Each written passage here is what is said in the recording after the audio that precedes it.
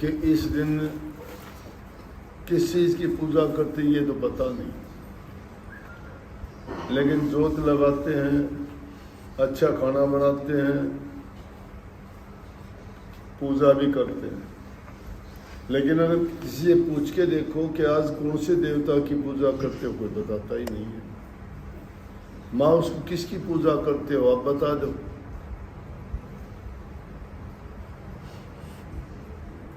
तो किसी ने दूसरी बात, आज 1 अप्रैल है।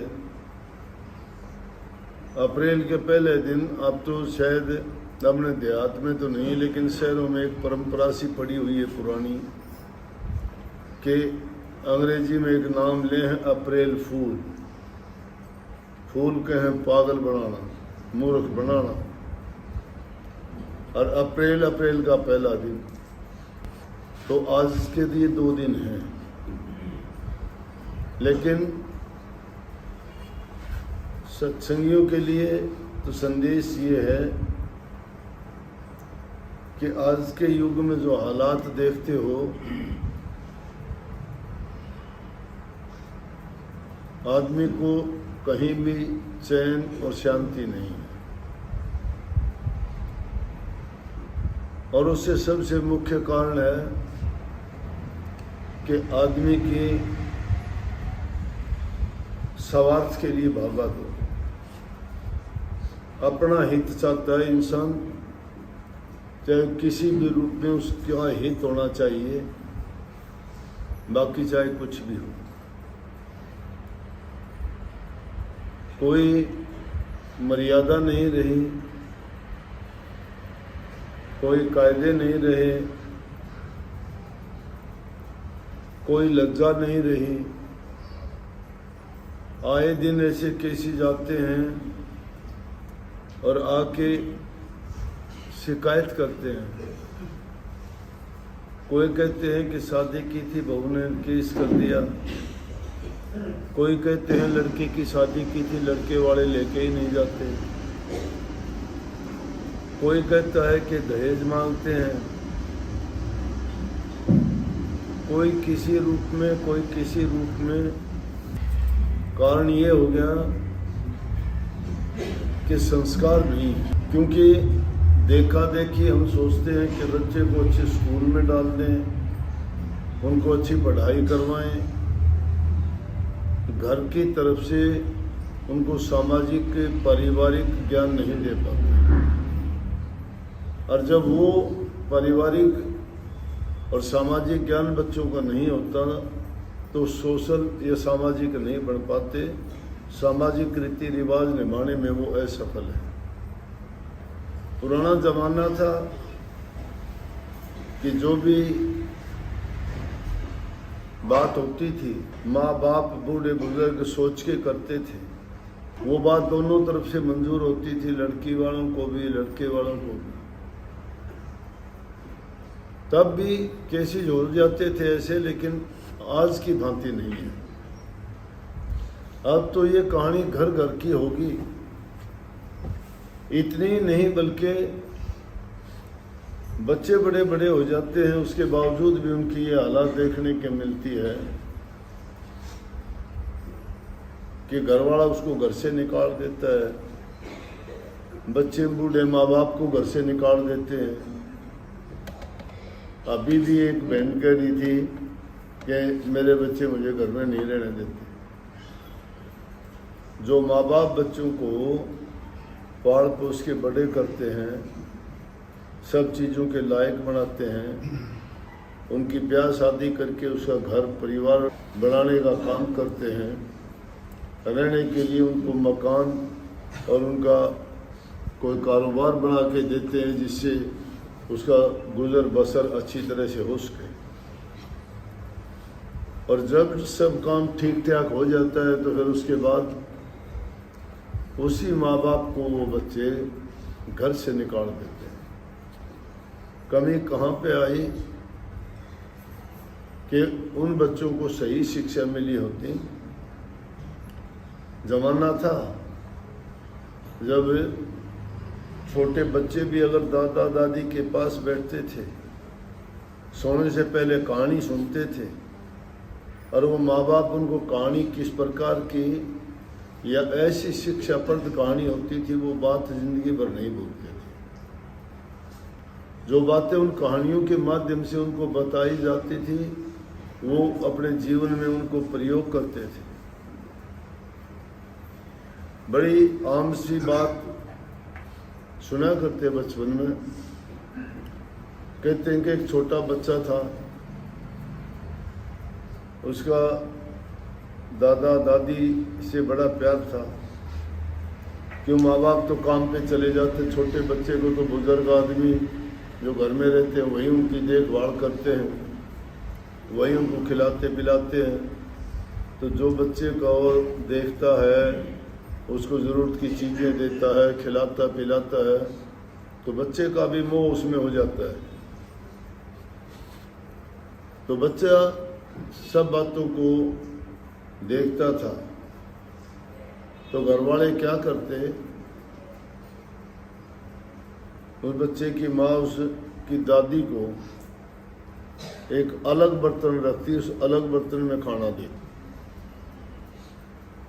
बच्चा देखता और तो अच्छे अच्छे बर्तन घर के परिवार के अच्छे बर्तनों में खाते, लेकिन उस बुजुर्ग को वो खाना एक अलग बर्तन में देती। जब उसकी दादी की मृत्यु हुई और संस्कार के लिए लेके गए शमशान घाट में,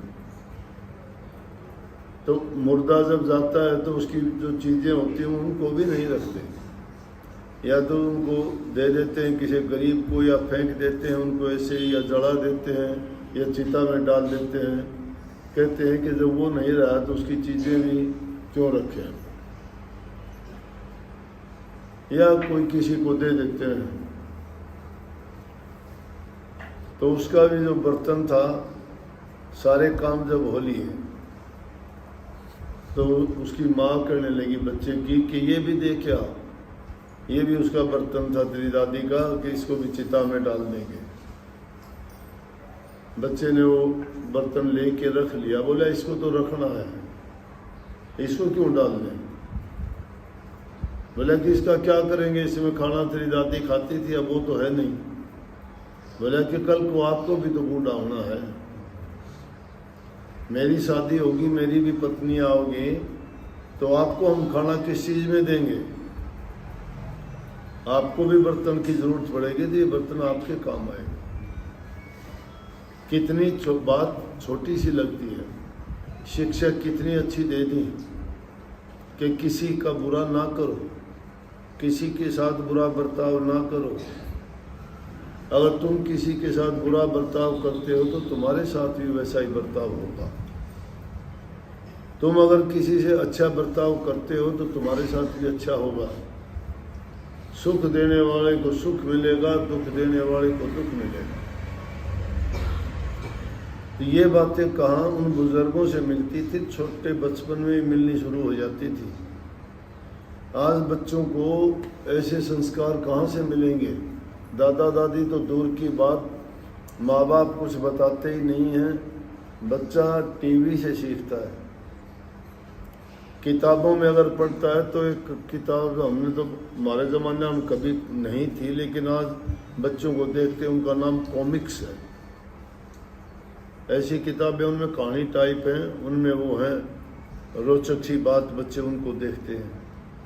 टीवी में उनमें देखते हो तो उनमें भी अजीब प्रकार की बात आती है, उनको देख के बच्चे वही चीज़ ज़िंदगी में करते हैं। और टीवी में, अखबारों में और किताबों में कौन सी चीज़ अच्छी आती है कि जिसके कारण उनका टीवी चले, उनके अखबार बिके, उनकी पुस्तकें बिके, उनके दूसरे कोई आजकल नेट में और कुछ बना के डालते हैं, वो जितने ज़्यादा चलें वो चीज़ें डालेंगे। तो उन चीज़ों के डालने में कैसी चीज़ डाल देंगे, वो जो चीज़ें बहुत भयानक होंगी, खतरनाक होंगी, जो बच्चों का चरित्र बनाने की बजाय उनको गलत बातें सिखा दें।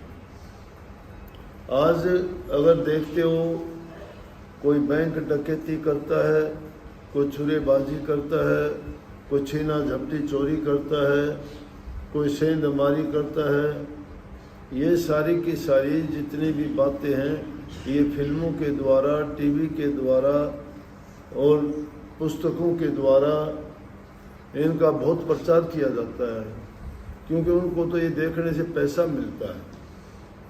लेकिन जो पैसा वो कमाते हैं वो ये नहीं देखते कि समाज में वो किस प्रकार की विचारधारा पैदा कर रहे हैं। वो विचारधारा अगर सही और अच्छी शिक्षा दी जाए, वो शिक्षा पर्द होनी चाहिए, सुधार वाली चीज़ होनी चाहिए, बच्चों के चरित्र निर्माण की चीज़ होनी चाहिए, शराब कबाब मांस मछली से बचने की चीज़ें होनी चाहिए। और उनमें ये चीज़ जो धर्म गुरुओं द्वारा या किसी धर्मों के अच्छे गुण, अच्छी शिक्षा उन द्वारा प्रचार करने वाली बातें अगर दिखाई जाएं तो बच्चों का उज्जवल भविष्य होगा, समाज से बुराई मिटती है। लेकिन उस ओर ध्यान नहीं जाता। हर इंसान अपने फायदे और लालच के लिए भाग रहा है। यहाँ तक कि किसान पहले अच्छा करते थे, शुद्ध अन्न उगाते थे, शुद्ध सब्जी पैदा करते थे, गवाले शुद्ध दूध देते थे, हलवाई शुद्ध मिठाई बनाते थे। जो भी मिर्च मसाले बाजार में मिलने वाली चीज़ प्योर होती थी, मिलावटी चीज़ नहीं होती थी। आज पानी भी मिलावटी है, पानी भी सही नहीं है। किसी भी चीज़ को देखोगे सब चीज़ों में मिलावट या डुप्लीकेट हैं, बनावटी। किसान लोग भी शुद्ध अन्न पैदा नहीं करते, उनमें इतनी खाद, इतनी दूसरी ये चीज़ें डालते हैं केमिकल वगैरह कि जिसके कारण वो फसल जहर बन जाती है। अब हर आदमी से शिकायत सुनते, नौजवान बच्चा है, किसी को पथरी है, किसी को शुगर है, पैदा नहीं हुआ शुगर होगी, किसी को ब्लड प्रेशर है, किसी को कुछ, किसी को कुछ, किसी को चर्म रोग है, कहते हैं कि इसको एलर्जी होगी।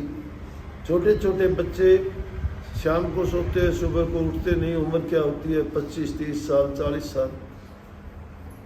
ये कारण क्या उस चीज़ का? उस चीज़ का यही कारण है कि इंसान अपने लालच के लिए ये सोचता ही नहीं है मैं कितना किसका नुकसान कर रहा हूँ। वो तो सिर्फ अपने लाभ के लिए अनाज पैदा करता है तो उसमें जहर मिला रहा है, घोल रहा है। यहाँ तक कि पशुओं को चारा डालने वाली चीज़ में भी खाद ऐसी चीज़ें डाल के वो सारा जो पशुओं को, गाय भैंस को खिलाया जाता है, उसके दूध जो निकाला जाता है, दूध नहीं दे तो उनको इंजेक्शन लगा के वो भी जहर उसके अंदर चढ़ा के दूध निकाल लेते हैं। तो वो दूध शुद्ध नहीं हुआ, वो अन्न शुद्ध नहीं हुआ। उस अन्न को खाने से बीमारियां बढ़ेंगी, शरीर में रोग बढ़ेंगे। और यही कारण है कि जिससे भी जितने भी आप आए हो, कोई भी ये नहीं कि किसी ने ये नहीं कहा हो मुझे कुछ। एक आदमी ने भी पहले तो पूछा करते कि सब ठीक ठाक, राजी खुशी हो। आजकल राजी खुशी पूछने की जरूरत ही नहीं है। पता है उसको कि मैं खुद बीमार हूं तो ये भी बीमार होंगे। किसी को किसी न किसी रूप में पीड़ा है। सब्जी वाले से देखो तो इंजेक्शन लगाते हैं, कहते हैं कि उनमें भी, सब्जियों में भी इंजेक्शन लगा के आज छोटी सी है, कल इतनी बड़ी घिया मिलेगी, तोरी मिलेगी, इतने बड़े बड़े पेठे हो जाएंगे। फ्रूट है उनमें यही है। फिर दूसरी चीज़ें जो भी बाज़ार में मिलती हैं उनमें मिलावट। किसी भी चीज़ को देखोगे, हल्दी देखो, मिर्च देखो, नमक में भी मिलावट, पानी भी मिलावटी। एक चीज़ एक बार चलती है उसके बाद में सब के सब मिलावट। तो क्यों ऐसा है? वो इसलिए है कि इंसान इतना स्वार्थी, इतना लालची हो गया कि उसका लालच पूरा होना चाहिए, बाकी चाहे सब मरो। और उसके कारण से सबको अशांति है। कोई अपने हालात से खुश नहीं है।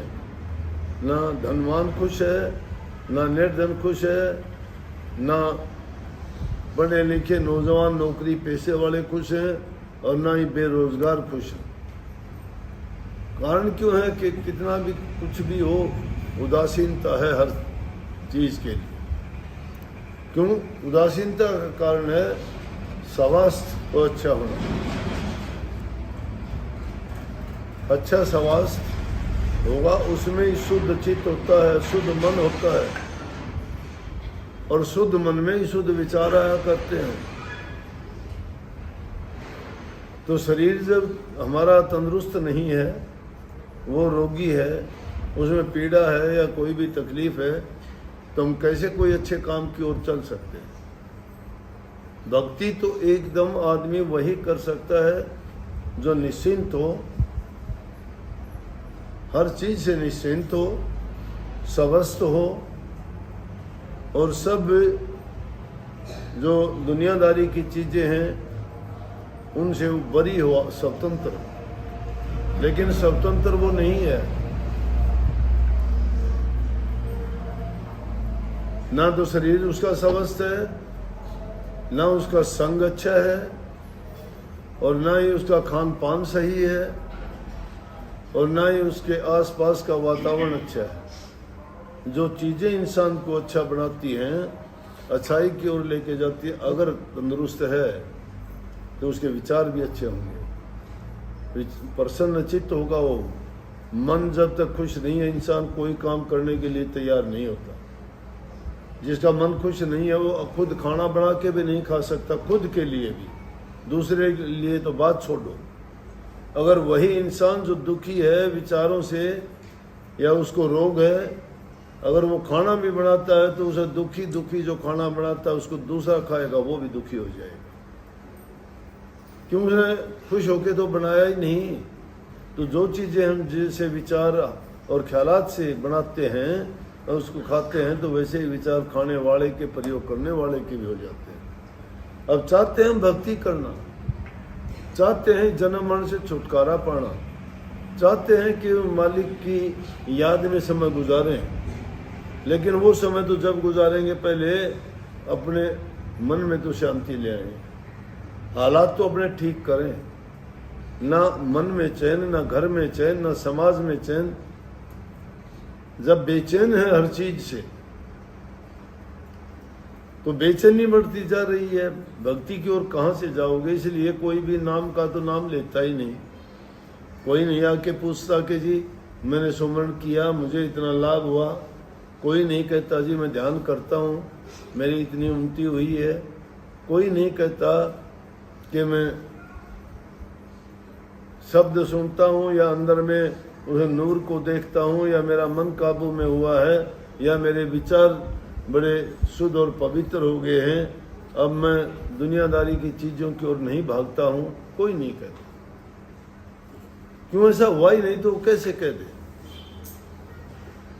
और उसके लिए है कि हमने बचपन खेल कूद में खो दिया, जवानी दूसरे विषय विकारों में खो दिए, और बुढ़ापा आया तो फिर तो शिकायत यही रहेगी कि करने लायक कुछ रहा नहीं शरीर, तो क्या करेंगे?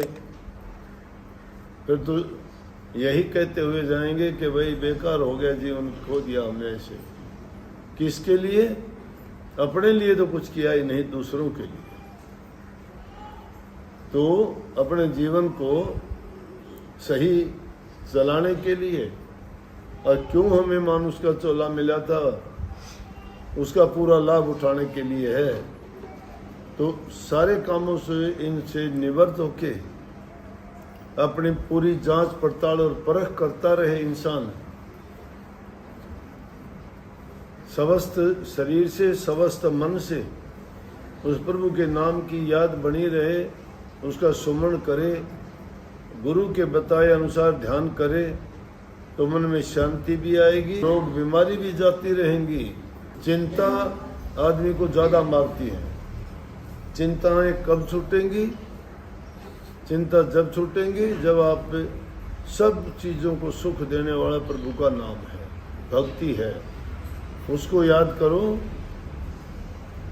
तो तुम्हें शारीरिक रूप से भी तंदुरुस्त रहोगे, मानसिक रूप से भी स्वस्थ रहोगे, दुनियादारी में भी आपका मन लगेगा, तो तुम्हारी दुनिया भी सुखी परिवार भी सुखी और आप खुद भी सुखी। सबको बहुत बहुत आशीर्वाद। राधा स्वामी।